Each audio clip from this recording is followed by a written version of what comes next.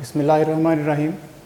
Students, हम लोग आज बात करने जा रहे हैं एफएससी फर्स्ट ईयर केमिस्ट्री के लिहाज से। हम इसमें सबसे पहली बात जो डील करेंगे वो है बच्चों पेपर का पैटर्न, जिसके मुताबिक आप लोग अपनी प्रेपरेशन को कंटिन्यू करेंगे। पेपर पैटर्न में जैसे कि आपको वाज़ेह हो रहा है कि question number 1 MCQs based question हुआ करता है, जो कि मैक्सिमम आपको 17 मार्क्स देगा। इसमें टोटल 17 एमसीक्यूज़ होते हैं, जो कि आपको अलग टाइम और अलग शीट मिलती है, जिस पर आपको बबल शीट पर इनके आंसर सॉल्व करके देने होते हैं। उसके बाद क्वेश्चन नंबर 2 जो है, इसमें आपको टोटल 12 क्वेश्चंस आएंगे, जिनमें से आपको 8 सवालों का जवाब देना होगा। वो आप 12 में से कोई से 8 सवाल अपनी मर्ज़ी के सिलेक्ट कर सकते हैं। इसके टोटल हर क्वेश्चन के 2 मार्क्स होते हैं और इस तरह से टोटल 16 मार्क्स आपको क्वेश्चन नंबर 2 में मिलेंगे। इसी तरह से क्वेश्चन नंबर 3 में भी आपको 12 में से 8 क्वेश्चन अटैम्प्ट करने होंगे और ये भी 16 मार्क्स मैक्सिमम आपको दे के जाएगा। क्वेश्चन नंबर 4 में आपको टोटल 9 शॉर्ट क्वेश्चंस आएंगे, जिनमें से आपको 6 शॉर्ट क्वेश्चंस अटैम्प्ट करने होंगे।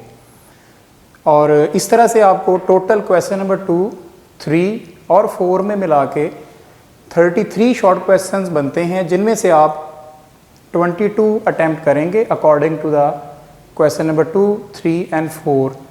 देन हमारे पास आता है सब्जेक्टिव पोर्शन, जिसमें कोई से आपको 3 सवाल अटैम्प्ट करने होते हैं। टोटल आपको 5 सवाल मिलते हैं। हर सवाल के 2 जुज़ होते हैं, ए और बी पार्ट। केमिस्ट्री के पेपर में हर क्वेश्चन के दोनों जुज़ अटैम्प्ट करना ज़रूरी है। एक मुकम्मल क्वेश्चन ए और बी पार्ट को मिला के बनता है। कोई से 2 क्वेश्चंस में साथ न्यूमेरिकल आता है, जो कि हम लोग हर साल की पेयरिंग के मुताबिक एडजस्ट करते हैं। अमूमन चैप्टर नंबर 1, 3, 7 और 8 इनमें से कोई 2 ऐसे आपको क्वेश्चन मिल जाते हैं, जिनमें इन 4 में से 2 का शॉर्ट क्वेश्चन आपको न्यूमेरिकल आपको मिलेगा। उसके बाद जी, अब ये जो क्वेश्चन सब्जेक्टिव हैं, हर क्वेश्चन पे ए और बी के 4-4 मार्क्स होते हैं और टोटल हर क्वेश्चन 8 मार्क्स का और मल्टीप्लाई बाय 3 24 मार्क्स आपको सब्जेक्टिव के मिलेंगे और इस तरह से टोटल पेपर आपका 85 मार्क्स का बनेगा। अब हम चलते हैं बच्चों अपने पहले यूनिट की तरफ, जो कि है चैप्टर नंबर 1 केमिस्ट्री का बेसिक कॉन्सेप्ट। बेसिकली केमिस्ट्री के हमारे एफएससी पार्ट 1 के सिलेबस में टोटल 11 चैप्टर्स हैं, जिनमें से पहला चैप्टर जो बेसिक कॉन्सेप्ट है, ये ज़्यादा वर्थवाइल इस लिहाज से भी है कि ये आने वाले 10 चैप्टर्स में भी हमारे साथ इन्वॉल्व रहेगा और पेपर में भी इसमें से 12 से 14 नंबर का पेपर हर साल बोर्ड में सेलेक्ट होता है। अब इसमें बेसिक कॉन्सेप्ट में पहली बात हमारे साथ डिस्कस की जा रही है early history of atom. Atom क्या होता है, हम लोग अपनी प्रीवियस क्लासेस में सेवरल ईयर्स से पढ़ते आ रहे हैं, कई दफ़ा हमने ये चीज़ सीखी है।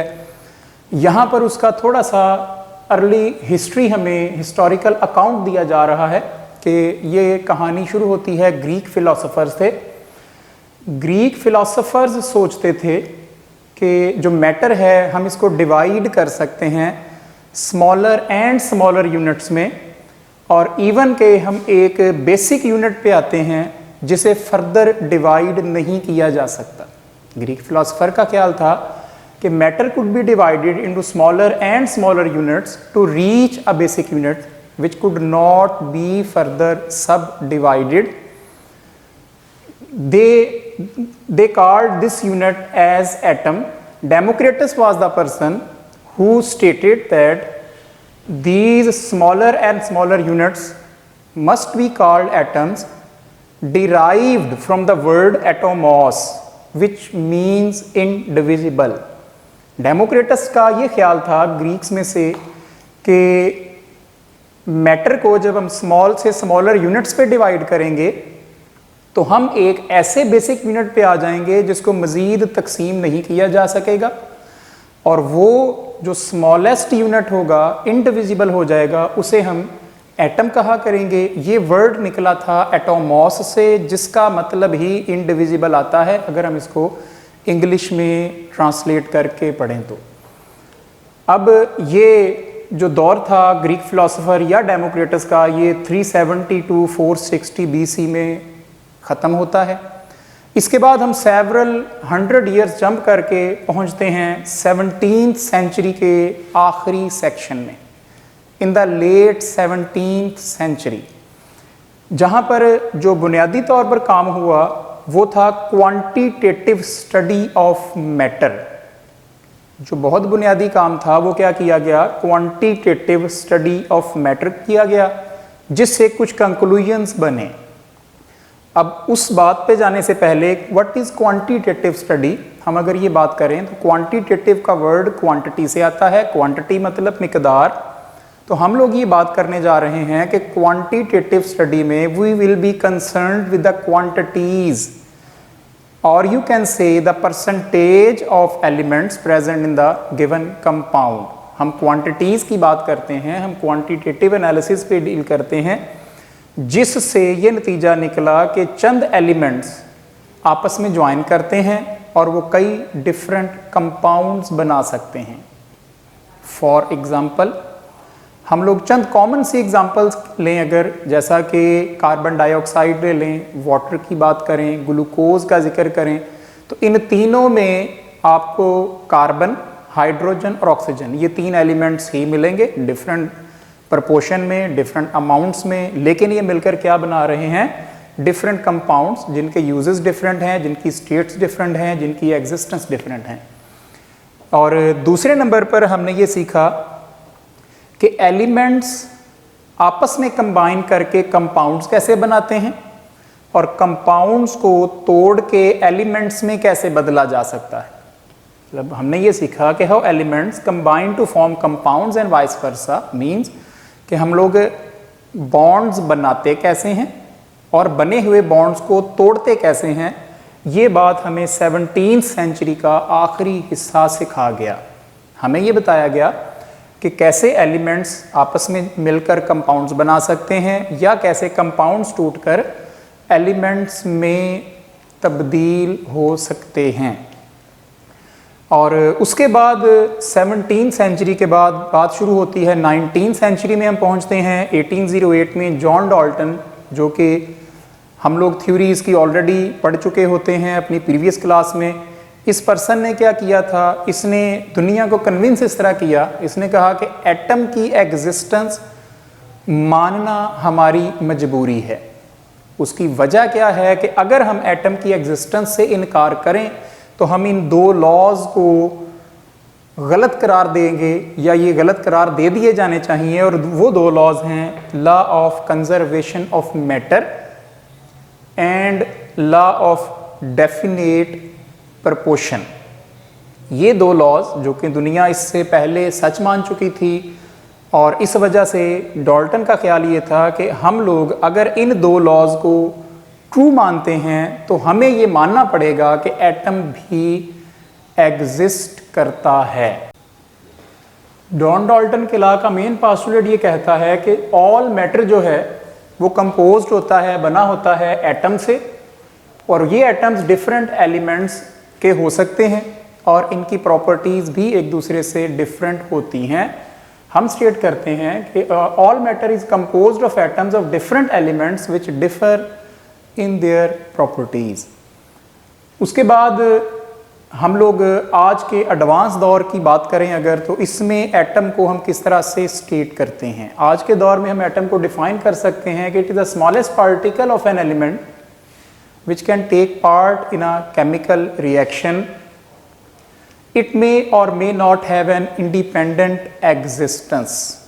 For example, we have noble gases, they have an independent existence, but if you are talking about hydrogen, oxygen, chlorine, they are not having independent existence, but they are existing in molecular forms. Later on, जो मज़ीद तहकीकात, मज़ीद discoveries हुई, उनसे सब atomic particles atom की advance form में आज के दौर में हमें पता चलता है कि एटम के दो बुनियादी हिस्से माने जाते हैं। एक को हम न्यूक्लियस का नाम देते हैं, जिसे अमूमन हैवियर पार्ट और central portion of atom consider किया जाता है, और उसके गिर्द स्पेस जहाँ पर के इलेक्ट्रॉन रिवॉल्व करते हैं उसे शेल के नाम से जाना जाता है। फंडामेंटल पार्टिकल्स 3 माने जाते हैं जो कि हर एटम का लाजमी जुज़ हुआ करते हैं, और वो फंडामेंटल पार्टिकल्स हैं इलेक्ट्रॉन्स, प्रोटॉन्स एंड न्यूट्रॉन्स। अब ये जो 3 फंडामेंटल पार्टिकल्स हैं, इनके अलावा ये माना और सोचा जाता है कि दुनिया में एग्जिस्ट करने वाले एटमों में इस तरह के 100 से ज़्यादा पार्टिकल्स एग्जिस्ट कर सकते हैं, जैसा कि हाइप्रॉन्स हैं, न्यूट्रॉन्स हैं, एंटी न्यूट्रिनो हैं, वगैरह वगैरह।